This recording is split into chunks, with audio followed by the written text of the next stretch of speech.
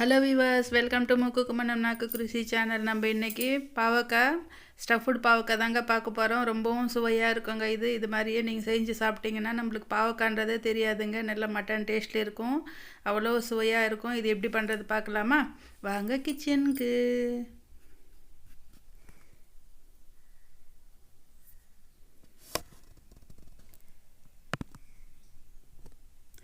முதல்ல இது மாதிரி கடாய் வச்சுக்கிட்டேங்க.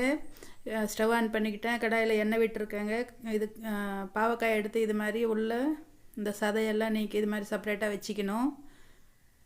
விதை சதை இருக்கும் இல்லையா, அதெல்லாம் எடுத்துகிட்டு இது மாதிரி எடுத்து வச்சுக்கணும். இப்போ வானலில் எண்ணெய் விட்டுருக்கோம் இல்லையா, அதில் கொஞ்சமாக உப்பு போட்டுக்கலாம். உப்பு போடுறதுனால இது நல்லா வெந்து வருங்க. நல்லா ஒட்டாமல் நல்லா ஃப்ரை ஆகி வரும் நம்மளுக்கு பாவக்காய். அது பாவக்காய் உள்ளவும் உப்பு போயிட்டு நல்லா சுவையாக இருக்கும். இது மாதிரி நல்லா கலர் சேஞ்ச் ஆகிற வரைக்கும் நல்லா ஃப்ரை பண்ணிக்கலாம். பாருங்கள், நல்லா கலர் வந்திருக்கு. இப்படியே சாப்பிட்டுடலாங்க. ரொம்ப மொறுன்னு ரொம்பவும் நல்லாயிருக்கும். உப்பும் போட்டிருக்கோம் இல்லையா, ரொம்ப சுவையாக இருக்கும். இதை எடுத்துகிட்டு ஒரு தட்டில் வச்சுக்கலாம்.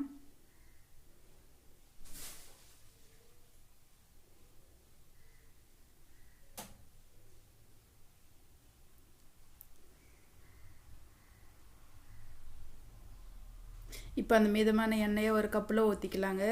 அப்புறமா யூஸ் பண்ணிக்கலாம் நம்ம. இப்போ கடாய் வச்சுக்கிட்டோம். கொஞ்சமாக எண்ணெய் இருக்குது கடாயில். இப்போ வந்துட்டு வேர்க்கடலை, கடுகு, சீரகம், உளுத்தம்பருப்பு, கடலைப்பருப்பு போட்டு நல்லா இது மாதிரி ஃப்ரை பண்ணிக்கலாம்.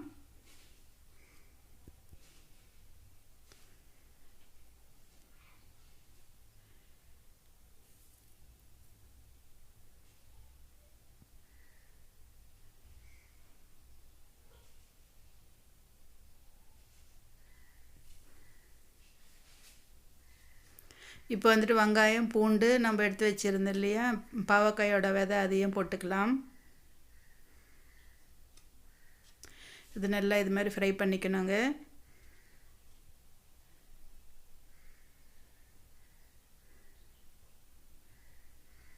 கொஞ்சமாக புளி போட்டிருக்கேங்க. அந்த புளியையும் சேர்த்துக்கலாம். தண்ணியில் ஊற போட்டிருந்தேன், அதை எடுத்து இது மசாலாவோடு சேர்த்துக்கலாம்.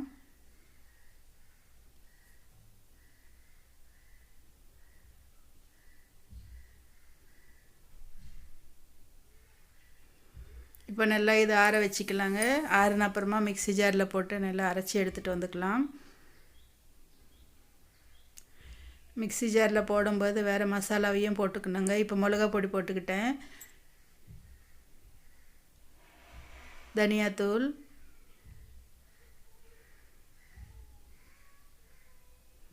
இது போட்டு நல்லா அரைச்சிக்கலாங்க. தண்ணி எதுவும் விட வேணாம். இப்போ அந்த தக்காளிலேயே தண்ணி இருக்கும் இல்லையா, இது மாதிரி நல்லா அரைச்சி வச்சுக்கலாம்.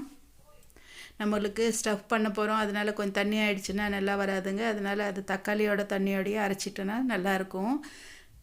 அரைச்சி எடுத்து பிளேட்டில் வச்சாச்சு. இப்போ வந்துட்டு இது இந்த பாவக்காயில் ஸ்டஃப் பண்ணிக்கலாம்.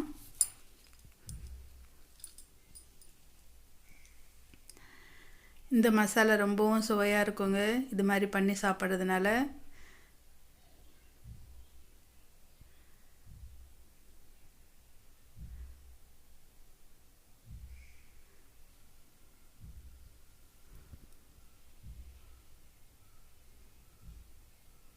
இப்போ அந்த மீதமான எண்ணெய் இருந்தது இல்லையா, அந்த எண்ணெய் வந்துட்டு இப்போ விட்டுக்கலாம் கடாயில்.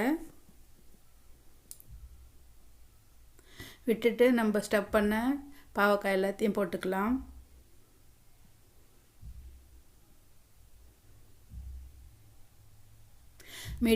மீடியமான ஃப்ளேம் வச்சுட்டு நல்லா இது மாதிரி ஃப்ரை பண்ணிக்கலாங்க. ரொம்ப அதிகமாக வச்சோம்னா தீஞ்சிரும், நல்லா இருக்காது.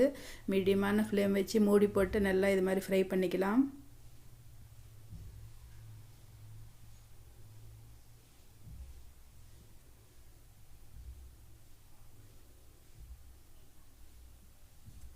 அந்த மசாலா கொஞ்சமாக மீந்து இருந்ததுங்க. அதில் தண்ணி விட்டு நல்லா கலக்கிக்கிட்டு அதையும் அந்த பாவக்காயோடு சேர்த்துக்கலாம்.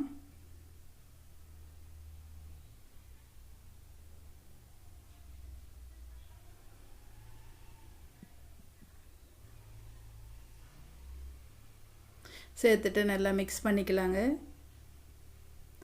இந்த மசாலா வந்துட்டு நம்மளுக்கு சப்பாத்தி சாப்பிடும்போது சாதம் சாப்பிடும்போது நல்லா மிக்ஸ் பண்ணி சாப்பிட்டோம்னா ரொம்பவும் சுவையாக இருக்கும்.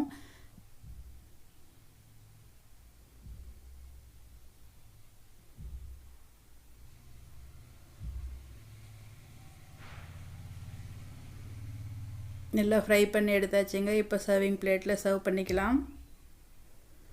பாருங்கள், பார்த்துட்டு இருந்தாவே எவ்வளோ நல்லா இருக்குது. வெறும் அப்படியே பாவக்காய் எடுத்து சாப்பிட்லாங்க, ரொம்பவும் சுவையாக இருக்கும்.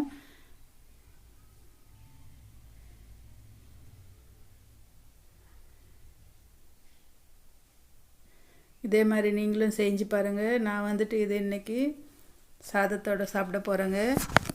நீங்களும் இதே மாதிரி செஞ்சு பாருங்கள், ரொம்பவும் சுவையாக இருக்கும்.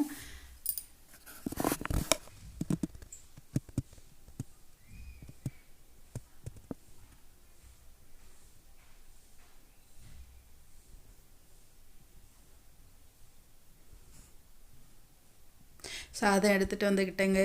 அதில் இந்த பாவக்காய் போட்டு பிசைஞ்சு சாப்பிட போகிறேன் அந்த மசாலாவோடு. இது சப்பாத்திக்கும் ரொம்ப நல்லா இருக்குங்க.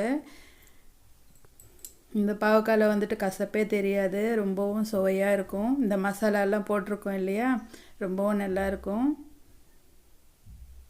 பாருங்க எவ்வளோ நல்லா வெந்து வந்திருக்கு பாவக்காவும். அப்படியே எடுத்து சாப்பிட்லாங்க, அவ்வளோ சுவையாக இருக்கும் இது.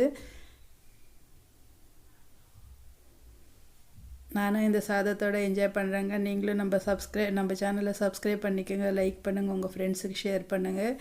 நீங்களும் இதே மாதிரி செஞ்சு என்ஜாய் பண்ணுங்கள். ஓகே வியூவர்ஸ், பாய்.